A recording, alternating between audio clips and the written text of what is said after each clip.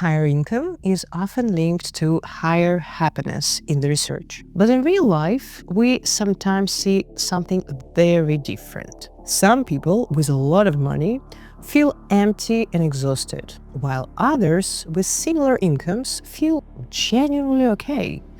The difference is often in how people spend their money. This is episode 2 of my Money and Happiness series. And today we will look at what kinds of spending actually make people happier. Not based on Instagram quotes, but on real research from behavioral economics. You might recognize yourself in some of these patterns, because I definitely did.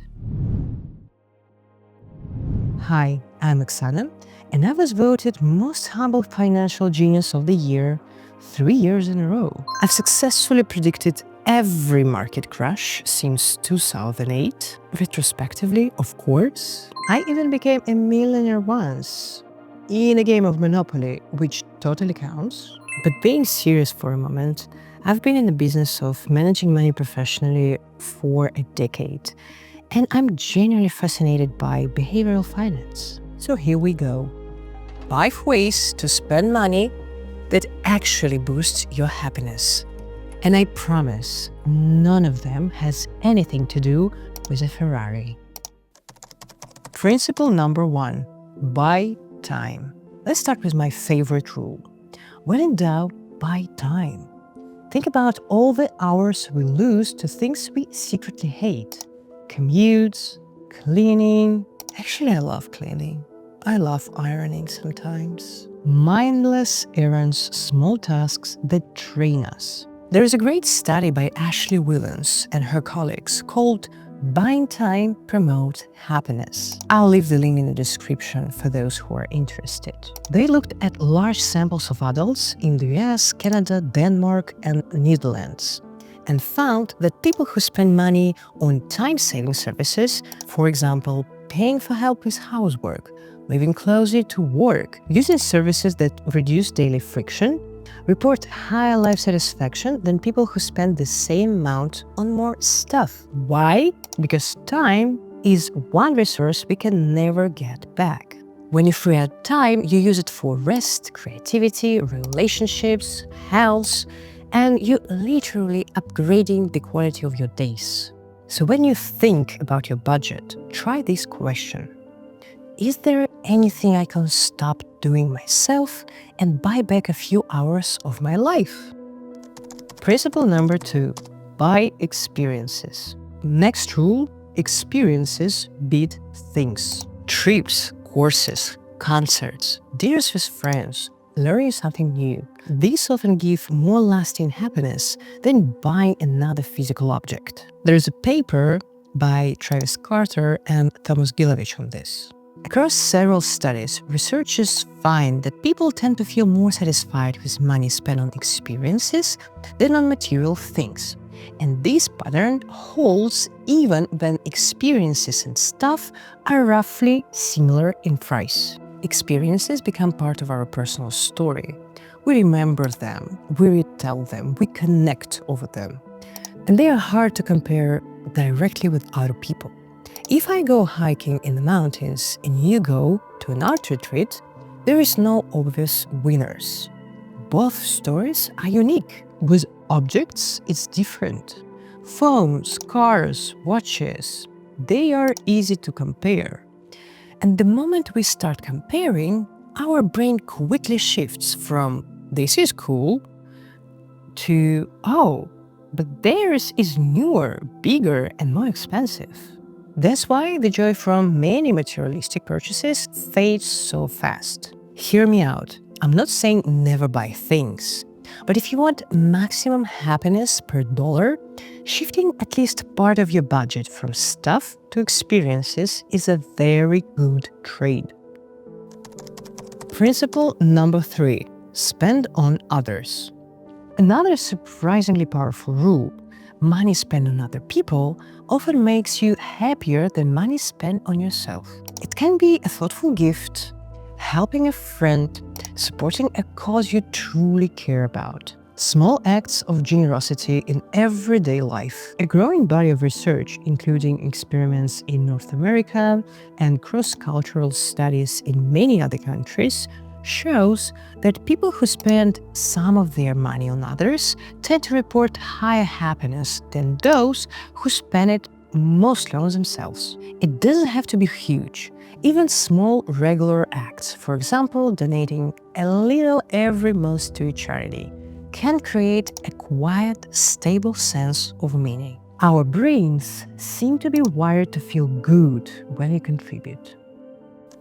Principle number 4. Build a safety net. Here is something less Instagram-friendly, but incredibly important. Financial stress. It's mental bandwidth. There is a famous paper in the journal Science called Poverty Impedes Cognitive Function. In that paper, the researchers ran 2 sets of studies. First, in a New Jersey shopping mall, they asked people with different income levels to think about a hypothetical car repair. When the repair was cheap, everyone did fine on follow-up tests on reasoning and attention. But when the repair was very expensive, low-income participants did significantly worse on those cognitive tasks, while higher-income participants showed almost no drop in performance. Second, they followed the same sugarcane farmers in India before and after the harvest. Before the harvest, when money was tight, those farmers performed worse on the same kinds of cognitive tasks. After they got paid, their performance improved, even though it was the same people with the same education and abilities. So in both cases, mine isn't buying luxury. It's buying mental space. Fewer urgent worries, more cognitive resources left for everything else in life. That's why boring things like an emergency fund, insurance, manageable housing costs are in reality happiness investments. They reduce background and anxiety and free up cognitive resources for everything else in life. Principle number 5. Protect your quality of work. One more big factor people underestimate: the quality of your work or main daily activity is a huge part of happiness. Losing a job or feeling permanently stuck in a miserable work is one of the strongest hits to life satisfaction, and the scar often remains even after you find something new. A 15-year study of more than 24,000 people in Germany found that unemployment causes a sharp drop in life satisfaction. And on average, people never fully return to their previous baseline, even after they become re-employed. A large meta-analysis of over 200 studies found that unemployed people have significantly worse mental health than employed people. And the job loss itself is a major cause of distress, not just something that happens to people who are already unwell. It's not only about formal employment. Meaningful self-employment, entrepreneurship, study, volunteering, caring for children or relatives. All of this can give us a sense of purpose. So part of spending for happiness is also investing in skills, in professional growth, in transitions to work that fits you better. It might not feel like consumption, but in the long run, it can matter more than any gadget. Let's recap. Money tends to make us happier when we use it to buy time, buy experiences, support others, reduce financial distress, and protect meaningful work. It works much worse when we mainly chase materialistic symbols and random stuff that quickly becomes invisible in our house. In the next video, we will look at the darker side. Why doesn't higher income automatically make us happier? We'll talk about social comparison, hedonic adaptation, and how to protect your happiness from both. If you're interested in that, subscribe and stay tuned for the next part of the Money and Happiness series.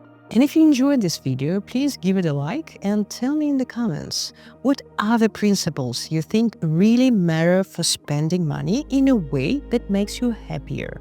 And remember, money isn't a one-time thing, it's a habit. Bye.